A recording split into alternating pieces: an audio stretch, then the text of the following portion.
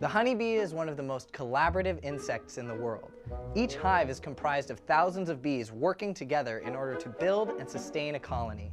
Within the colony, each bee has a specific role to play, a job, if you will. These are jobs like foraging for food, tending to young larvae, and building a honeycomb. But with a brain about the size of a sesame seed, it begs the question, how do bees know what specific job they need to do in order to keep balance in the hive? The answer is written into the genetic makeup of each bee. And it starts with the queen bee, who has the unique ability to designate the sex of her children, which plays a pivotal role in their future. If the queen wants to lay a female egg, she will fertilize the egg by releasing spermatozoa that is stored in the spermatheca, which sits behind her ovaries. The spermatheca is filled during her first week of life, when she mates with up to 20 drones, or male bees. If the queen wants to lay a male egg, she will not release any spermatozoa as the egg leaves the ovaries. And drones have a singular job. That job is to mate with queens from other colonies to propagate the species.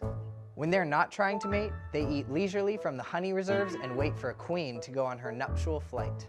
Female bees, or worker bees, do literally everything else. They keep the cells clean, care for the larvae, build cells, tend to the queen, store honey, forage, pollinate, guard the nest, and even feed male bees honey if they're begging for it. Each bee knows what to do because their hormones activate the part of their genetic makeup that tells them what jobs they have to tackle and when they have to tackle them. They go through 4 phases of jobs before dying.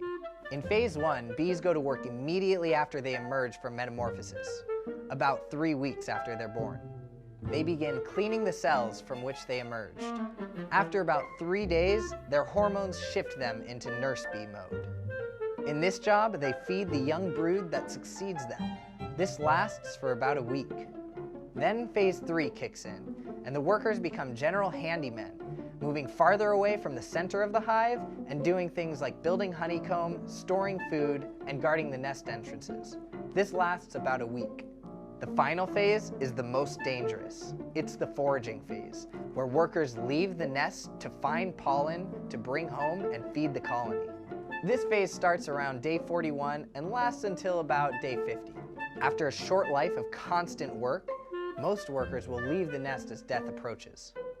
The corpses of those that die inside the hive are carried out by undertaker bees.